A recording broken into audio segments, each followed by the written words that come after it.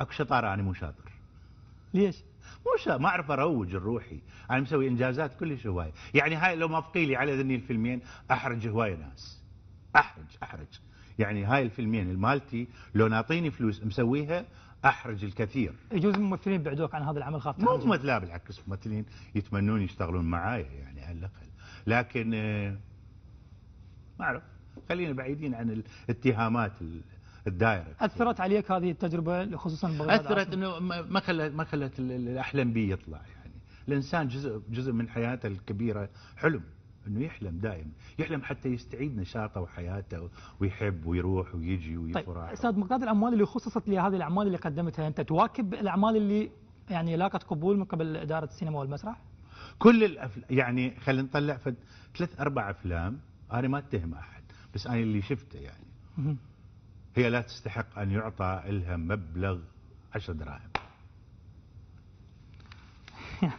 يعني طيب استاذ مقداد، شو وقت نقدر نوازي اعمالنا بالاعمال الخليجيه العربيه بصوره عامه؟ عندما يتم قبولنا يعني عربيا بدون شك، يعني لما يشكون باعمالنا، وعندما تتوفر يعني القناعه عند المنتج الشخصي انه يقدر ينتج ويبيع وكذا الى اخره، بعيدا عن الحكومه ومزاجها وكذا الى اخره، ذاك الوقت نقدر ننتج ونبيع وتصير سوق. بس عندنا ممثلين راحوا للعربيه مثل القنوات العربيه.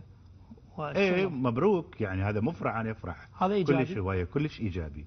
انا افرح لهاي القضيه. تتصور انه ابتعدوا من الاعمال داخل العراق وراحوا خارج العراق حتى نكون؟ شوف هاي يعني تتشات صغيره، انه هذا الممثل الصديق الكذا راح لهذا العمل وهذا العمل وهذا العمل. نو زين، يعني انت مو شباك، انت ما تبيع. زين. يعني الممثل العراقي ما يبيع، يعني مو اسم يبيع للخليج او اي مكان لا. زين. ما يبيع. اكو نجوم عرب يعني بالقاهره او بسوريا يبيعون. استاذ مقداد، اكيد عندك طريقه للخلاص او الوصول او المواكبه للاعمال العربيه اقل تقدير.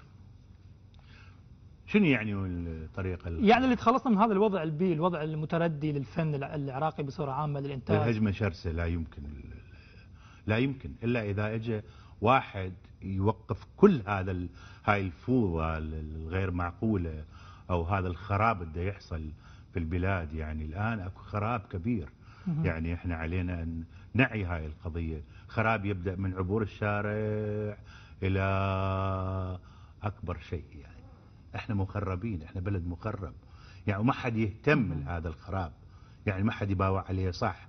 لذلك انت ما تقدر تلمس. يعني الان انا اجرؤ ان اقول انه لا يوجد اي قانون بالبلاد. زين، المسؤولين عن الفن العراقي او الفن بصوره عامه بالعراق وتوجه السينما والمسرح وتوجه الدراما العراقيه، هل ما يمتلكون كل الافكار الاكاديميه اللي من الممكن ان ليس شرطا ان يكون واحد اكاديمي او غير اكاديمي. يعني اعدد لك بالمئات من الشخصيات اللي يعني حصلوا على جوائز عالميه وصاروا يعني خلوا خرائط بلدانهم على العالم، على خريطه العالم. هم مو احنا يعني شو نسمي، احنا غير ساعين الى احنا نفكر بالفلوس قبل النتائج. خليني اقول لك، المنتج الشخصي تنطيه مو هسه وقت قلت استاذ مقداد، قلت انا افكر باجوره اولا، يعني اذا اي بس اجيك. يعني المنتج انطته العراقيه مثلا او انطته السومريه او اي، انطته فلوس. زين. ينتج عمل. زين. ياخذ 3/4 العمل الا وينتج بربع. وانا مسؤول عن هاي الحكايه. مشكله كبيره. كلش. رقابه ماكو؟ لذلك لا ايش تراقب يعني 5000 وسيله اكو، سنيكي ويز اكو، يعني ما اي هذه تخليك يعني انت ما تنتج صح. لذلك المنتج ما يفكر بالعرب، المنتج يفكر يقول لك يعني الان اكو عائله بمصر، تعال شوف انتاجهم، يا سلام ينتجون صح.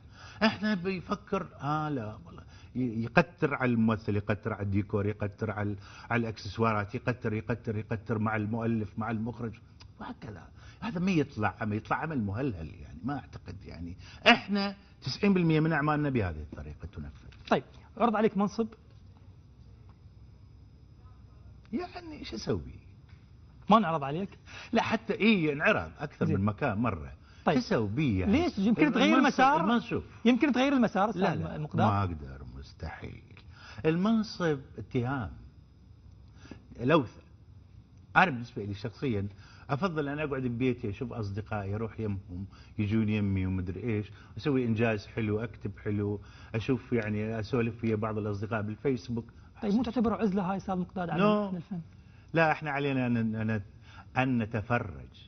يعني الان انت ما تقدر، اكو مو طبيعي. لكن البعض يقول ان الاستاذ مقداد هو مسؤول، يعني فنان قدير وله بصمه كبيره بالساحه الفنيه، لازم يحكي. اليد الواحده لا تصفق يا سيدي. شو اسوي وحدي انا؟ شنو اسوي؟ شنو نسوي 10 نسوي 100 ازاء هذا السيل العارم يعني؟ زين شو تسوي؟ طيب الحال بالمستقبل شلون؟ لازم نقلب التربه. شلون نقدر؟ نقلب يعني انا اشجع على دكتاتور عادل. اها. صعب البلد، صعب البلد مو طبيعي. يعني الان جينا احنا من ساحه التحرير، تعال شوف ساحه التحرير. ماكو قانون بالشارع،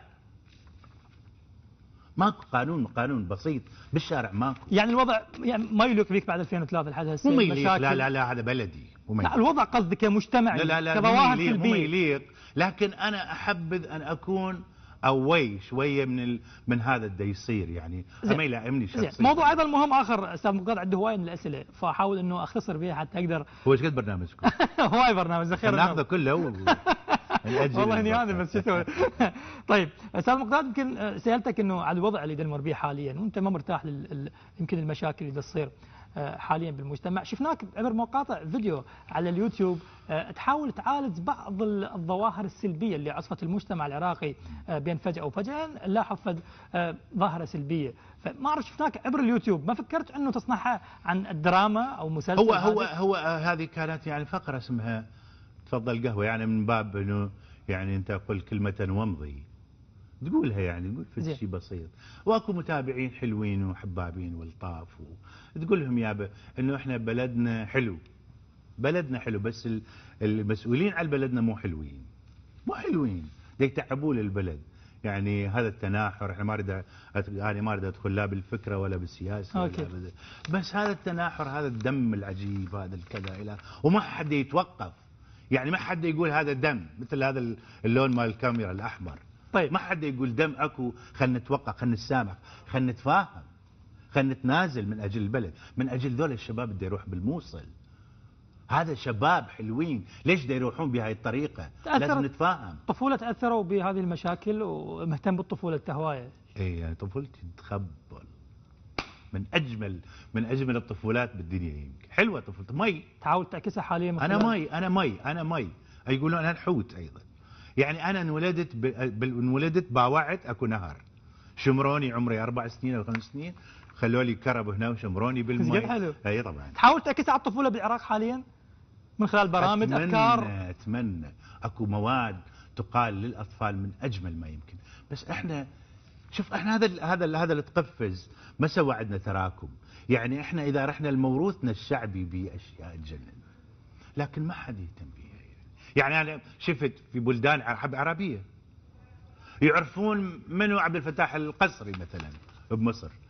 الان انت اذا تقول للواحد منو مثلا الله يرحمه يوسف العاني، هواي شباب ما يعرفوه. هذا خطير. البلدان بدون تراكم لا تصح.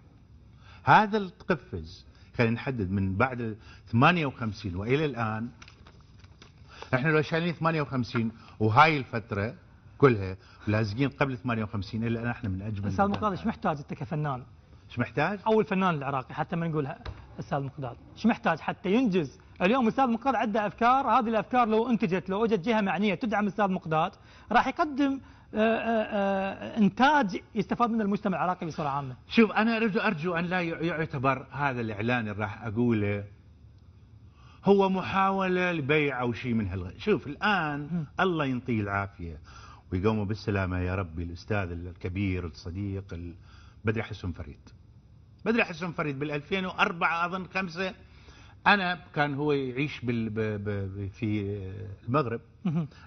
كلفت صديقه من الصديقات بالمغرب كانت ان تسجل حياته كلها. سجل حياته. فسويت سهرة ساعتين عن حياة أستاذ بدري. زين. الآن اتصلت بكل شواية قنوات. هذا أعتقد يعني مقصود أنه ينسون الناس بالقنوات بعض الشخصيات. ما أقول قنوات، ينسون الناس بعض الشخصيات. احنا ننسى، احنا ما نعرف. الآن نطلع للشارع منهم. قد وقت هذا العمل أستاذ؟ ساعتين. سهرة من أجمل ما يمكن. زين طيب ليش مو أستاذ بدري هذا؟ يعني أستاذ يوسف العاني، أستاذ خليل الشوقي، أستاذ كذا أستاذ كذا. احنا ما نهتم لهاي القضايا ولا إن علاقة به. وهذا للأسف هذا بعد فترة ماكو تراكم، ماكو تقفز، راح ينسي بدري حسن فريد. أستاذ بدري على راسي. هذه خطيرة. يعني الآن إذا جمعناهن راح نشوف احنا هواية مبدعين بالعراق. لو راجعنا الموسوعة مال الله ينطيه الصحة والعافية الأستاذ حميد المطبعي، اكو مئات الشخصيات اللي عندها حتى براءة اختراع احنا ما نعرف. أستاذ مقداد، أنا يعني صراحة الحوار جدا ممتع وياك وفرحان كلش معك، لكن مع كل الاسف الوقت يعني انا بقت من الوقت. طبعا كل ساعه يقولوا لي يلا، كل ساعه يلا اختم، ما اعرف شنو، بس انا بقت. فانا هذا على مسؤوليتي كلمه حاب اقدمها خلال برنامج شباب وبنات. الله يخلي بلدنا بشكل صحيح الخارطه بالعالم، خارطه السلام والمحبه. الله يخلي كل الناس الطيبين اللي يحبون هذا البلد. الله يزرع التسامح في عقول المجانين الموجودين الآن في السياسة حتى يصير البلد صح. الله يعينكم ويعين الاستديو ويعين الحلوين. شو شفت الأجواء يمنا بالبرنامج؟ حلو كلش. الحوار عجبك؟ الحمد لله، أنت لطيف جدا. تسلم. وأنا سعيد بوجودك. هذا حوار لطيف جدا وشكرا جزيلا. شهادة أعتز بها من الأستاذ مقداد عبد الله. نشكر القناة أيضا ونشكر كل القائمين عليها وشكرا جزيلا. وانا اشكرك كلش هوايه من كل قلبي واتمنى لك كل التوفيق. تسلم قلبك. يا رب نشوفك بعمل قادم مميز ضخم يصل الى العربيه ان شاء الله. الله يسلمك. شكرا لك وعلى حضورك في برنامج شباب وبنات مره اخرى. فاصل مشاهدينا راجعين.